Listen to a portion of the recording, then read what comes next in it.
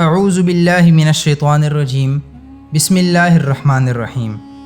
معلوم کریں YouTube channel کے ناظرین، السلام علیکم ورحمۃ اللہ وبرکاتہ۔ امام ابو حنیفہ رحمۃ اللہ علیہ کی شخصیت کسی تعارف کا محتاج نہیں، یقیناً ہر مسلمان ان کی شخصیت سے ضرور واقف ہوگا۔ امام صاحب کی مرتب کردہ فقہ سے آج دنیا میں لاکھوں کروڑوں نہیں بلکہ اربوں لوگ فیضیاب ہو رہے ہیں۔ امام صاحب نہایت فتین، ذہین، حاضر دماغ اور ایک لیڈر اور ایک کامیاب تاجر بھی تھے۔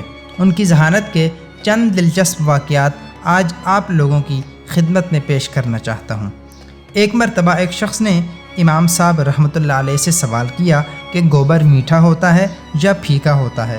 امام صاحب نے اس بے تک کے سوال پر آگ بگولا ہونے کے بجائے اطمینان سے جواب دیا کہ جب گوبر گیلا ہوتا ہے تو میٹھا ہوتا ہے اور جب یہ سوکھ جاتا ہے تو پھیکا ہو جاتا ہے۔ وہ شخص کہنے لگا کہ آپ نے گوبر چکھا ہے؟ آپ یہ کس بنیاد پر کہہ سکتے ہیں؟ امام صاحب فرمانے لگے، جب یہ گیلا ہوتا ہے تو اس پر مکھیاں بیٹھتی ہیں، اور ظاہر ہے کہ مکھی میٹھی چیز پر ہی بیٹھا کرتی ہیں، پھیکی چیز پر نہیں بیٹھتی، اور جب یہ سوکھ جاتا ہے تو یہ پھیکا ہو جاتا ہے، چنانچہ اس پر مکھیاں نہیں بیٹھتی۔ ان کی ذہانت کا ایک اور دلچسپ واقعہ ہے کہ ایک مرتبہ بادشاہ نے کسی دہریہ سے مناظرے کے لیے امام صاحب رحمۃ اللہ علیہ کو طلب کیا۔ مناظرہ اللہ تعالیٰ کے وجود پر تھا۔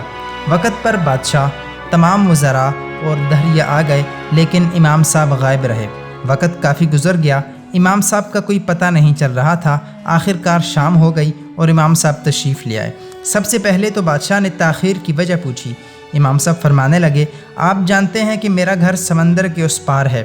جب میں دربار میں حاضر ہونے کے لیے سمندر کے کنارے آیا تو مجھے کوئی کشتی نہیں ملی۔ میں نے کافی انتظار کیا کہ اچانک لکڑی کے پھٹے ہوا میں اڑتے ہوئے آئے اور خود بخود کٹ کر کشتی بنتی چلی گئی، اور ہوا سے خود بخود اس میں کیلیں بھی لگنا شروع ہو گئیں، اور میں اس کشتی میں سوار ہو گیا، اور وہ کشتی بغیر ملاح کے دربار تک لے آئی۔ دہریہ ہنس کر کہنے لگا کہ کشتی بغیر بنانے والے کے کیسے بن سکتی ہے اور بغیر ملاح کے کیسے چل سکتی ہے؟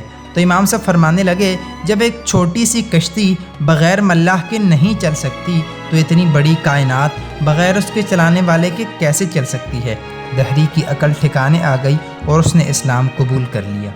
اسی طرح کی اور مزید ویڈیوز دیکھنے کے لیے ہمارے چینل کو ضرور سبسکرائب کریں اور بیل کے بٹن کو دبائیں تاکہ کوئی بھی دلچسپ ویڈیو آپ سے مس نہ ہونے پائے۔ بہت شکریہ۔